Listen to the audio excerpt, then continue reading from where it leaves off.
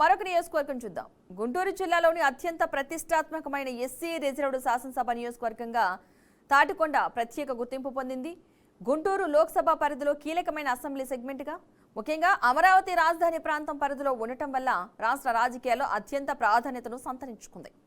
అమరావతి రాజధాని భూ సమీకరణ, రైతుల సమస్యలు, రాజధాని నిర్మాణ పనులు, కృష్ణా డెల్టా వ్యవసాయం, మిర్చి సాగు, మౌలిక సదుపాయాల అభివృద్ధి వంటి అంశాలతో ఈ నియోజకవర్గం రాష్ట్ర వ్యాప్తంగా ఎప్పుడూ చర్చలో ఉంటుంది. ఇక 2024 అసెంబ్లీ ఎన్నికల్లో తెనాలి శ్రావణ్ కుమార్ ఎన్డీఏ కూటమి తరపున ఘన విజయం సాధించారు. వైఎస్ఆర్ కాంగ్రెస్ పార్టీ అభ్యర్థి మేకతోటి సుచరితపై 39,438 ఓట్ల భారీ మెజార్టీతో గెలిచి తాడికొండలో మళ్లీ టీడీపీ ఆధిపత్యాన్ని స్థాపించారు.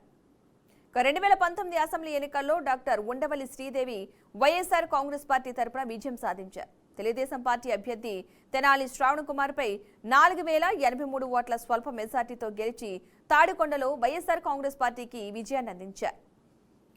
ఇక 2014 అసెంబ్లీ ఎన్నికల్లో తెనాలి శ్రావణ్ కుమార్ తెలుగుదేశం పార్టీ తరపున విజయం సాధించారు.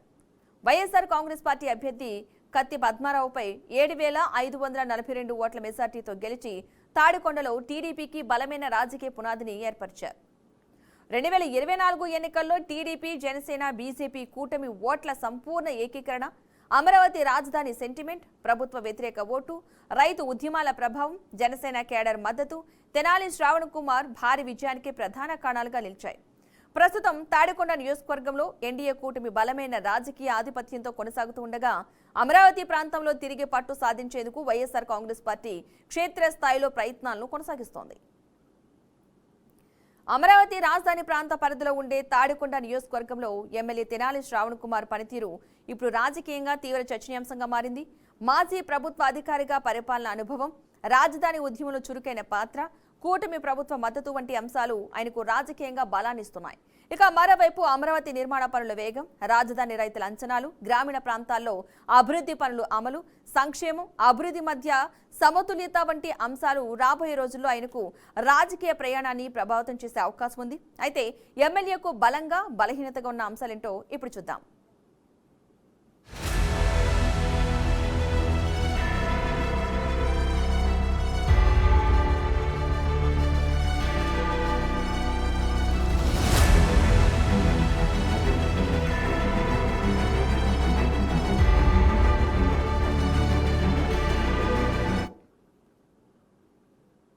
ముందుగా రాజకీయ బలం చూద్దాం. అమరావతి రాజధాని ఉద్యమంలో కీలక ముఖ చిత్రం. 2019 నుంచి రాజధాని రైతుల ఉద్యమంలో నిరంతరం పాల్గొనడం తెనాలి శ్రావణ్ కుమార్కు ప్రత్యేక గుర్తింపును తీసుకొచ్చింది. రాజధాని కోసం పోరాడిన నాయకుడిగా రైతుల్లో విశ్వాసాన్ని సంపాదించుకున్నారు. అమరావతి అంశం మళ్లీ వేగం పుంజుకుంటే ఆ రాజకీయ ప్రయోజనం కూడా ఆయనకే ఎక్కువగా దక్కే అవకాశం ఉంది. మాజీ అధికారిగా పరిపాలన అనుభవం, ప్రభుత్వ అధికారిగా పనిచేసిన అనుభవం కారణంగా శాఖల పనితీరు, అధికార యంత్రాంగంతో సమన్వయం, ఫైళ్ల పరిష్కారం వంటి అంశాల్లో మంచు పట్టుంది.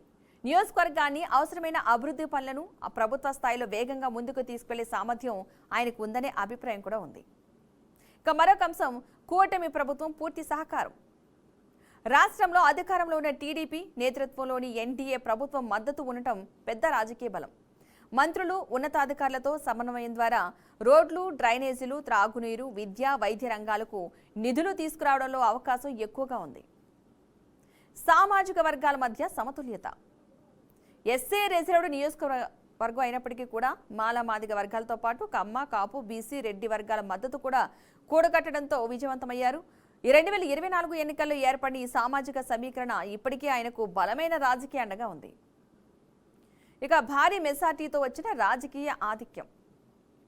దాదాపు 40,000 ఓట్లకు చేరువైన భారీ మెజార్టీతో గెలవడం వల్ల నియోజకవర్గంలో బలమైన ప్రజా మద్దతు ఉందనే సందేశం వెళ్ళింది.